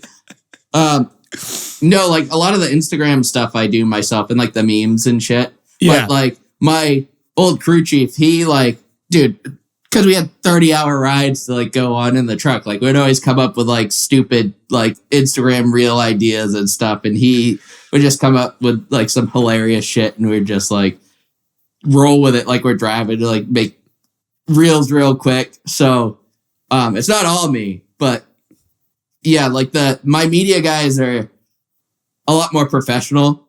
Okay. And so like all my like really good, you're like, wow, that's good media. That's my media guys. Okay. The one where like, this is kind of grungy, but it's funny. That's me. Okay. All right. But I think what's funny is when you're tying these like really nice cinematic shots into like some sort of meme culture joke, and I'm like, perfect. That's me tying in my good media. Yeah. No, I think that's the best way to do it. Like a really well shot, video, and then tied into some sort of ridiculous SpongeBob humor. Like that's what you want in quality content. Yeah. So I don't know. I love it. I like being a little bit different. No, it's good. You're definitely different. I mean, if you ever get the chance, the guy that got me into YouTube is Zip Ties and Bias Plies. I don't know if you've ever heard of him. I've heard it. Dude, he is like the most redneck, crazy Canadian like I've ever seen. Okay. and you got to look it up. It's super not PC, but it's. I feel like I should know who this hilarious. is if he's Canadian, because there's He's all of from 100 people. It's Alberta. Okay. He does like old Ford like diesels and stuff. Like he owns like a junkyard, like diesel junkyard or something. He just does like ridiculous shit all the time. I feel like I should know who this is. Yeah, But yeah, he's the only reason why I started watching YouTube. that's funny. Yeah, one of my buddies in the Navy was like, "You don't watch YouTube?" I'm like, "No, not really." He's like, "You gotta watch this guy," and we're just like, be drinking at 2 a.m. on a weeknight, just like pull up like zip ties and bias plies, like, oh my god, this guy's ridiculous. He's like my spirit animal. I try not to like pull stuff up in podcasts, but I needed to know who I have seen this guy before. Yeah, he's out of control. Yeah. So like, I used to redline cold start my New Edge every event. Like we'd go to the event and I just like turn it on right to the floor. Just no. Everybody like look at me like, what the hell is this guy doing? I'm like, fastest way to warm it up. It gets the oil circulating. Yeah, every time. Just no. She warmed up, ready to go. Love Maybe there's something to it. Yeah, ran for years until I blew a head gasket. That's what took it out, huh? Yep. Just a head Dude, gasket. I took the motor apart because I rebuilt it. I took the motor apart, checked the bearings. The car had 298,000 when I got it. And I think it had 203 of strict red line drifting, not giving a crap about this car miles. And I pulled all the bearings out of it. Perfect. Damn. Like brand new. I'm like, nice. You just need some new gaskets, throw it back together. We're good. Maybe there's something to redlining it right off the kick. Yeah. High oil pressure, baby. Yeah. Good. Yeah, you're just pushing it through. Like it's got to go somewhere, right? Probably should take advice from us. No, I'm just agreeing with you. It's your advice. Yeah. I'm just I don't know. I'm not going to do it to like my Beamer. Those things scare me. I don't want to work on that. Timing change just flies out of the engine bay. Yeah, 2-valve, dude. I could go to the junkyard right now and get one for like a couple $100 at like a Crown Vic. Yeah. That thing, I'm like, I don't want to touch it. Like, not there's a lot of hoses, sensors there's a lot everywhere going on there. Yeah. Weird clips. Yeah, I'm good. Oh, that's amazing. No, it's this like you're definitely a character. And I mean that like in the best way, but like that's the kind like this kind of conversation is what is the most relatable to people because we all have a friend. And you are just a representation of that one friend we all have who is all about having the good time, who unironically wears a mullet. Yeah, I'm gonna need that part. Don't know where that rule lies, really. Yeah. I mean, I found out pretty quick with the Andy Luck episode where the rule lies, but yeah. I gotta watch that one. Yeah, I haven't you do. seen it. He is also a character. He's fucking nuts. What I can say is the version of that podcast that got released was not the version of that podcast that was recorded. Oh, yeah, I imagine. It's funny because like he could be so like strict and like, like he's yelling at people and you gotta do this and you gotta do that. And he's like super strict. And then you just see him like fucking off completely. Like, princess just, outfit. Like, way different person. Yeah. So, I mean, that's cool. He's got a job he's going to do. And then it's kind of like I said, right? Like I know when I need to be professional and when I can have some fun. Yeah. I'll take it. That's the balance, man. That's the best kind of balance. I mean, I try to do the same thing. I can be pretty strict at work and with those kind of things. And then I'm usually the first guy who's, doing something stupid. So you gotta find, it's all about balance, about finding that balance. I've got myself in a lot of trouble. That's usually how I find the balance. Hey, the only way to find the line is by crossing it, right? Yeah, someone's going to tell you that's what. Yeah, someone's going to tell you that's what the line is. No, you got to cross the line. Yeah. So what is the plan for this year? Now that we're officially in 2025, what's the go-to? Any big changes coming up, or anything you want to do different? So, because last year went really good, I think I really need to find, the way I put it is like, I need to find 10%. If I put 10% in, like, we have a really good chance at podiuming because like like we talked about earlier, like everybody that beat me podiumed or like almost podiumed, top 4. Yeah. So we're really close. And none of those battles were like blowouts, No. So we're doing some stuff to get the car lighter because we're the heaviest car in FD, or probably in all of FD, but in Mustang Prospec. problems. Yeah. Yeah, it's super, super heavy. So we're doing like the lightweight drag brakes and stuff. And we're doing fiberglass roof, Lexan window, like anything we can find, we're getting rid of. Just trying to get as light as possible. And I'm trying to not drink Busch Lights on the weekdays. So, It is Friday, but that's the weekend? Yeah, Friday's It is the end dude. of the week, so yeah. Thursday's sometimes the weekend too. You can't discount Thursday. Okay. Keep going. You got me on that one. You got me on, I can't fight that logic. Yeah, so just like losing a lot of the weight in the car, I think that's going to help. I wanted to do a quick change, but like we just got a pretty good bill for the transmission that needed everything. So it's like, we'll probably push the quick change off another year. So that kind of sucks. But then I bought like the Simagic Alpha Mini. So that like, that's a game changer. I've only driven it twice since I put it on there, but it's like light years better than my Thrustmaster. So like I drove that. I'm like, oh, I could actually drive like these high horsepower cars now. It's not trying to like spin me out immediately. Yeah. And so basically I'd like to get that car done relatively quickly once I get all the parts back. And that way I can drive it. I'm building the Fusion. That's going to be all S550 parts. So it should drive very close to how the Pro car does. So that's like my demo car. I can afford to go drive it and do hundreds of laps with it. I want to run like the Prospec scrubs on it. That's why it's going to make a decent amount of power. Yeah.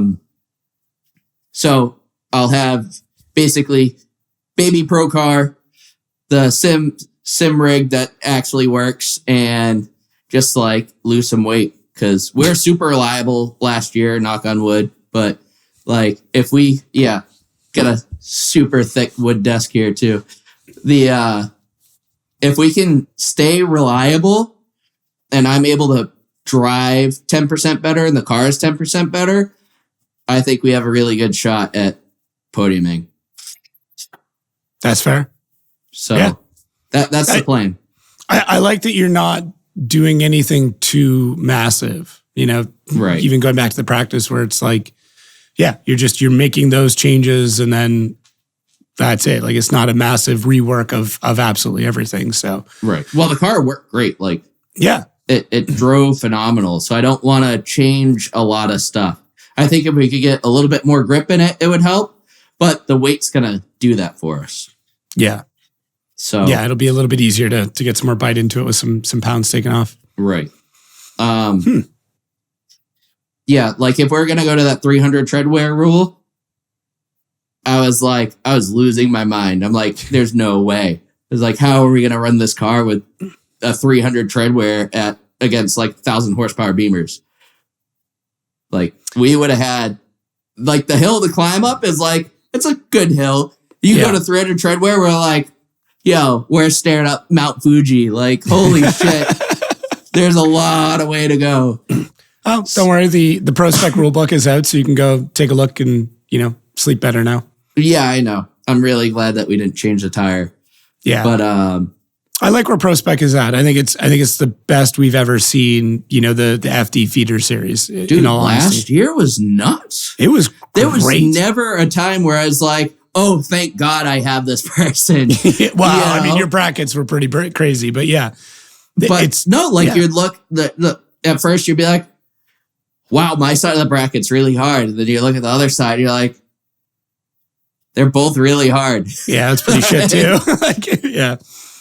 So it's good. It's really good. And this coming year won't be any easier with the additions coming in. So Right. yeah. Right. I'm trying to sell Ferris my Beamer. So we'll see. Hopefully he buys it. Is that just so he's not driving the Corvette? I don't know. He said he wanted a little party car to drive. Okay. I mean, it's a great little party car. I just want something that I don't have to buy tires for. Yeah. So, and I guess vets are 5x120. That's 5x120. So you got wheels, you got Perfect. tires, whatever. He's one that I think people need to be seriously concerned about. I could see him being like another Robert Thorne. So I got my license with Robert Thorne. Oh, okay. So I drove a lot with him, and he's super cool. We talked quite a bit, and it's funny. Like when he won Prospec, I still wasn't in Prospec yet, and I saw him up in Oklahoma because we were going up there still competing, and I'm like, dude, you're doing so good. Like you drive, like you're so consistent, and blah blah blah blah blah. He's like, yeah, but I want to drive more like you. I'm like, what? He's like, you're so aggressive. Like you don't care what's going on. You're just like always like full throttle into people. Like, it's like, well, maybe we could learn a little bit from each other because I guess you need to be a little bit more like me and I need to be a lot more like you. Yeah. So, I would say he tried that more this year and didn't quite hit this past year and didn't quite do it. Like, right. His ability to adapt and learn is incredible. And I think that just comes from racing in so many different series and different disciplines and different cars. And that was his biggest strength, is that you put him into a situation, he knew how to adapt and overcome and keep his head straight and could drive. And this past season, he got a lot more aggressive. It just didn't quite play out the way I think he wanted to. Yeah, I saw that too. And I'm like, oh, damn, like he's putting it on people and stuff. Yeah. But I think he knows where he is now. He can't just be consistent. No, because you can't everybody in the field can be consistent. Right. Like, they're there for a reason. Yeah. You can win Prospec just being consistent and less aggressive. You cannot win pro being just consistent but not aggressive. Right. Yeah. I think that's why you're kind of seeing like almost a backtrack of his progression, because he's working on himself as a driver more than just trying to get the points. Yes. If that makes sense. Yeah, less strategic and more, just more aggressive. I think is the easiest way to put it. Yeah. Yeah.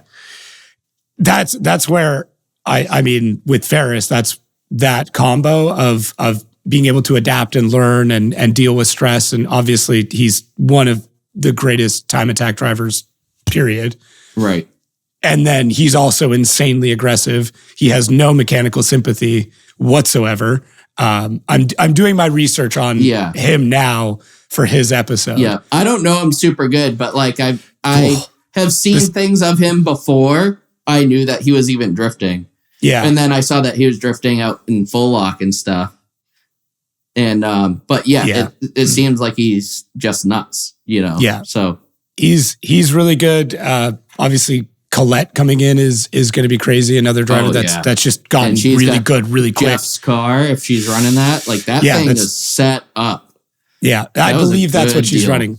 Yeah, is Donati's old car. And then, so that's going to be nuts. So there's, Keep It Rate is another one. Another driver that's just, I love like looking at the progression of it. And like, there's been years where you look and you're like, you watch a lot of like the battles and stuff and you're like, what's going on? Like people are doing crappy and nobody realizes it until you go into FD and you do really crappy. Cause even me at times I'd watch runs. I'm like, what the hell is going on? And then, I go into FD and I like bomb every single event the first year. It's like, oh, this is really hard. This is way different than just like running local events. It's just like so much now more. Everybody's like got their shit together. Like you go and everybody is a contender. Yeah. Yeah. This past season was some of the most, it's hard. It's hard for me because the era of me coming up through Pro 2 and working with teams, like I'll always look back on that very fondly. But going back and watching those battles in hindsight, I'm like, they were really good. Like, and for their time, they were incredible. But that really good is now the standard for every driver now. Right. So, I mean, you watch like FD videos from like 20 years ago, and then you go watch like a Lone Star Drift video, and you're like, dude, these guys are driving way harder than what the pros were 20 years ago. Go watch an FD. Go watch FD from 5 years ago. Right. Like just even 5 years, how much faster, aggressive, and like the biggest thing is the chase. Where the chase game is at now with the proximity and transition, that's been the biggest noticeable jump for me in the last 5 years. Is drivers now, there is nothing between them when they're transitioning. Like what Odie's able to do in the chase or Connor Shanahan's able to do in the chase is just, it's almost like, it's not human. Yeah, it's not. How do you even know that your car is that close? You know, right. If you were a half a centimeter closer, like you'd rip his whole bumper off. Yeah, or you'd just be bending the car. Post more in-car videos. I need to learn. Yeah, do some watching. He doesn't post anything in car. It's all out of car. I'm like, he's not giving up his secrets, man. Yeah, I know. think that's what it is. I hate that. I'm trying to study over here. Yeah, I mean, there's a lot of drivers that you can study, but yeah, the in-car is definitely it. A lot of it's just the timing. They're I don't know what I want to see is like eye tracking. Like what is a James Dean looking at? Yeah, let's get the in transition meta glasses on people. Dude, I'm dead serious. Like I want to know where they're looking. You know who does it? Denofa does it now, and Reese does it, where they wear those meta glasses. I think Stookie did one around as well. I want to say might have been Utah, where he recorded a run with the glasses on. I don't know if they should be doing that. If that's like, you got electronic, but new rule book. It could be. I wouldn't be surprised. But Reese does a really good job with them. He posts a lot of in-car of him driving. I mean, he's a judge. He's an instructor. He's, world champion spotter. Like, dude knows how to wheel. Yeah. And anybody who says he doesn't know anything about drifting, please give your head a shake. Right. Yeah, he's been around a long time. Yeah. The people who bitch about judging like really get to me now. And it's like, we need new judges. I'm like, have you taken a look at the resume? Yeah. Take a look at the resume for a second and tell me we still need new judges. Right. Maybe you're the problem. Maybe like, I don't know. Yeah. I mean, there's still like times where like a call will be made and I'm looking, I'm like, I don't get it. But then it's like, they know more than I do. So they saw something that I didn't see. So. Yeah. But I think as a driver, you're always going to question the judges in some way, especially if the call's not going your way. Right. Yeah. I mean, there's a lot of pride, but I mean, like 100%. I think every run that we had was pretty clear cut, except for like the 3 one more times with Bystrack. Like first run, I was like, I feel like I should have won that. Second run, I was like, I don't know how he didn't win that. And then third run, like I think I just flicked the car really fast on him and he wasn't ready for it and like went into the wall or whatever, or into the dirt. And so it just like threw him off. And so I got it. But it was like, watching the replays, I'm like, I got that one. He definitely got that one. Whatever. Dude, we're battling the car so bad with that too. The thing was like overheating like crazy. Like oil temp's like 270. The thing's at like 245. Everybody's dumping water on the radiator. Like that was not happy about doing 3 back-to-back runs. Yeah. I mean, shouts out to the engine builder, right? Like everything else. She held. She did it. Yeah, after that, I put an oil cooler on it. I'm like, yep, Kit, keep doing that. Yeah. You don't need that bill if that decides to go off center. We'll try not to blow up engines mid-season. No, that's a really bad hit to the season. Yeah, that's a season killer for sure. Right. For sure. Cool, man. Well, hey, anything else you want to cover? Any last minute shout outs or anything of that regard? I don't know. I already told you I made a little list, so I think we covered like a lot of it. Yeah, I mean, we have some new. See, now I can't read and talk. So we have some new additions to our team that I'd just like to give a shout out to. We got Oddhon. They're sponsoring our wheels for this year. So finally got a wheel sponsor. That's sick. And they're really cool looking. So the car is going to be awesome. Then with the Fusion, I have a bunch of people that have hopped on board with that, which is great because that's going to ultimately help our competition year because we'll have a sweet practice car to do demos in and stuff. So Gem Sports doing our ECU. Nostrum is going to give us the full fuel system for the car so we can run E85. So that's going to be sweet. Go Fast Bits, they're giving us like nice blow-off valve for it, so it's going to sound sick. They're giving us the fuel pressure regulator and wastegate controller and stuff for it. So they have some really nice pieces on it. I like that. Going after the Australians. I like it. Yeah, well, their stuff's really nice. Like, looking at the quality of it, like, I'm excited to use it and see what they have to offer, because we met them at PRI, actually, and saw some of their stuff, and they had a Mustang up front, actually, and I was like, oh, what's this? They, like, went over and talked to them, and then kind of just, like, went down the rabbit hole. One of the guys built, like, a rear-wheel drive, or he's building a rear-wheel drive Focus. So that's kind of like how we hit it off. Oh, okay. Instant we're friends, both doing weird rear-wheel drive Ford things. And then I met Hang Tight over in Utah, and they're helping us with the controller for the power steering. So they actually did the controller for Matt Field's C8 that they're doing too. So, oh, cool. Yeah, that's a pretty trick setup. So I'm excited to see how that works. Apparently, Dodge Pump's the new move, so we'll see. Yeah, I'm hearing that. There's a few. That might be our new big like push in drifting right now is controlling electric pumps, and that might be it. Right. So yeah, I mean, you saw the issues that RTR had for forever because they're revving the motor so high, like the regular pumps just can't handle it. And then like the Coyotes don't come with a power steering pump, and I hate the electric steering. Some people love it. I don't know. It's like so numb to me. And so we started doing the hydraulic rack conversions and stuff on them. And we went through a couple different pumps on my Pro car. And then we run an Opal right now, which seems to be working really good. Mm-hmm. But everybody says that the Dodge pump's really good. So I'm doing that on the Fusion so we can test it with the hydraulic rack setup that we have. Smart. And maybe that's the way to go. I don't know. We'll see. Yeah. The nice thing about having a car that's similar to what you're running in at least some ways. So you can always demo it on that car. And if you're happy with it, then move it over to the Pro car. Yeah. Or at least you have another option. Right? Exactly. Yeah. Run the Opal till it dies and then just wire that one in real quick. Cause that's actually what we did is we had an MR2 pump on it and it ran fine all year. And then it died our first event out this year. And I had bought an Opal pump from Chelsea in Jersey as a backup because he said that they worked really good.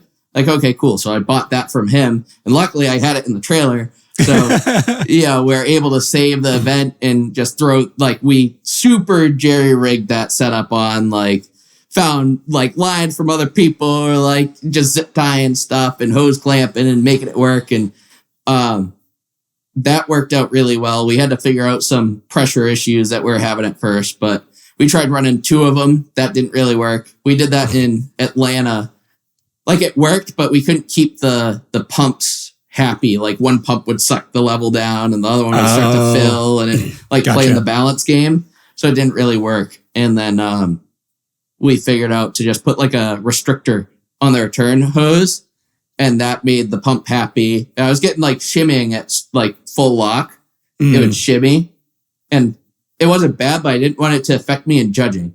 You don't want to make it look like making corrections. That's right. Smart. So I was trying to get rid of that. And then finally found out if I put like a needle valve on the return line, and that like helps regulate the pressure of the pump because it automatically kicks up and down. So it keeps the pressure up.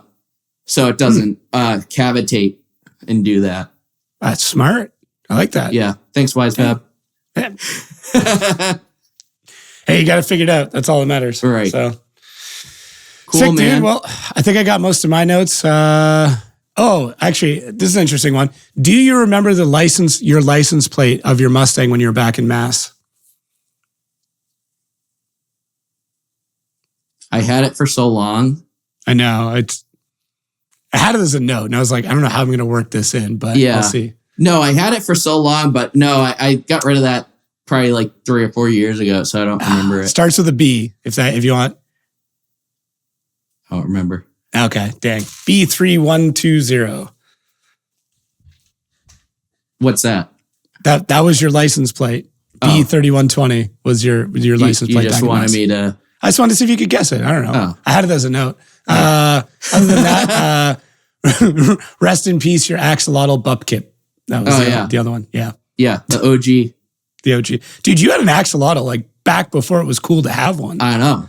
That is crazy. That 2010 dude was super cool. I felt so bad. So I was 15 or something when I had him. And I took him out to clean his, fish tank. Yeah. And I took him out and I put him in like a Tupperware thing of water and he fucking died in the Tupperware. If I would have just left him in the fucking tank, it would have been fine. Trying to do the right thing. Yeah. We're trying to do the right thing. Yep. I sent him off in the creek. Behind the house. I'm like, all right, well, you're in the water now. Viking Back to send nature. off. Viking funeral for an axolotl. I'm sure it made perfect sense at the time. Yeah. Sick. All right. Well, on that note, dude, thank you so much for doing this. Thanks for hitting me up and keep bugging me. I'm glad we got you on the show. Yeah, no problem. It was a good time. I'm really looking forward to your season. I'm glad you're making these small changes. The weight loss, have fun with that. I don't know how you're going to do it. If there's a lighter beer, go for it. Yeah. The car part's easy. But Busch Light's pretty light. I did the only thing lighter is a Mick Ultra, and I'm not doing that. no, I don't think you can drink Mick Ultra in Texas. I think you get your ass kicked. No. So many people do, but it's always like the guys like that work out all the time and walk around like, yeah, no, I'm good. I can't say anything. I'm fairly certain there's one or two in my fridge. So yeah, I mean, I've had them. It's just not my go-to. That's fair. I'll get the extra 0.3 carbs or whatever. Sick, dude. Well, you enjoy the rest of your night. Enjoy the rest of your Friday. For everybody listening or watching, please check out the socials. Check out the Instagram of Chris. It's great. YouTube series we didn't touch on it a bunch, but really informative. I really like the way that you kind of highlight the struggle throughout the weekend as well. You don't really hide it, but your personality and kind of how funny and silly you get is also in there. So it's good. It's a really good series. The Chris Leonard on everything. Yeah. So we'll have links for all that down below. And for everybody listening and watching from home, I really appreciate it. And we'll catch everybody next week. Yeah, thanks for having me. See you later.